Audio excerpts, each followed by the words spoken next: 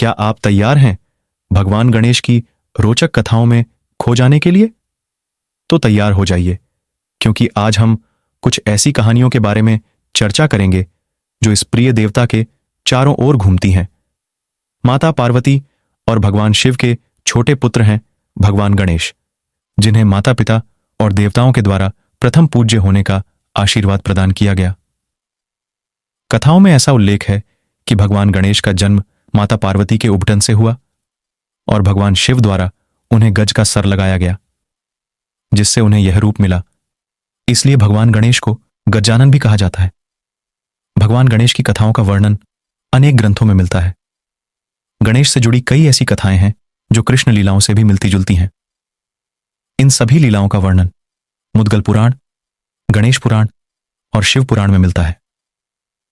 तो आज हम आपको भगवान गणेश से जुड़ी कुछ ऐसी ही रोचक कथाओं के बारे में बताने जा रहे हैं। आपने भी भगवान गणेश से जुड़ी कई कथाओं के बारे में सुना होगा, लेकिन शायद बहुत कम लोग जानते हैं कि भगवान गणेश पाताल लोक के राजा भी हैं।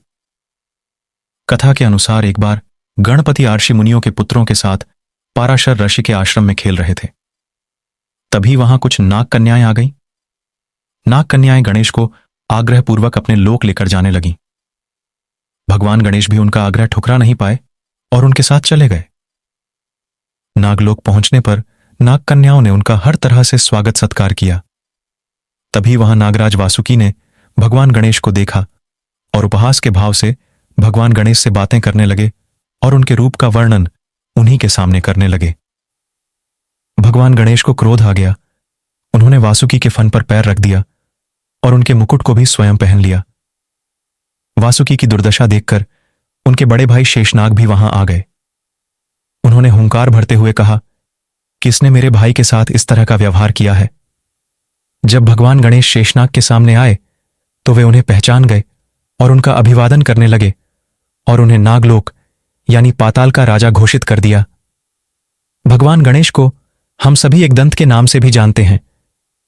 इसके पीछे पुराणों में एक कथा मिलती है जिसके अनुसार भगवान विष्णु के अवतार और भगवान शिव के परम भक्त और शिष्य परशुराम, जिन्होंने 17 बार क्षत्रियों को धरती से समाप्त कर दिया था, भगवान शिव और माता पार्वती के दर्शन के लिए कैलाश पर्वत पर आए। उस समय भगवान शिव ध्यान में मग्न थे और पहरे पर स्वयं भगवान गणेश बैठे हुए थे। भगवान गणेश ने परशुराम को दर्शन करने से रोक दिया। इससे परशुराम को बहुत क्रोध आया और उन्होंने भगवान गणेश को धक्का दे दिया। नीचे गिरते ही भगवान गणेश को भी क्रोध आ गया।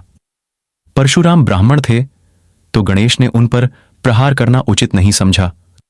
उन्होंने परशुराम को अपनी सूंड में जकड़ लिया और चारों दिशाओं में गोल गोल घुमाने लगे। कुछ पलों के बाद उन्होंने परशुराम को छोड़ दिया। कुछ देर तक तो परशुराम शांत मुद्रा में रहे, लेकिन जब उन्हें अपने आपमान का एहसास हुआ तो उन्होंने अपने फरसे से भगवान गणेश पर वार कर दिया। वह फरसा भगवान शिव का दिया हुआ था, तो गणेश उनके वार को खली जाने नहीं देना चाहते थे। यह सोचकर उन्होंने फरसे के उस वार को अपने एक दांत पर झेल लिया। फरसा लगते ही भगवान गणेश का दांत टूटकर गिर गया। इस कोलाहल को सुनकर भगवान शिव ध्यान मुद्रा से जाग गए और उन्होंने दोनों को शांत करवाया। तब से भगवान गणेश का एक ही दांत रह गया और वह एक दंत कहलाने लगे। यदि आपको हमारी यह वीडियो पसंद आई हो तो कृपया इसे लाइक करें, शेयर करें और हमारे चैनल को सब्सक्राइब करें। आप हमारे साथ जुड़े रहें ताकि आप हमारी आने वाली सभी वीडियोस का आनंद ले सकें। धन्यवाद।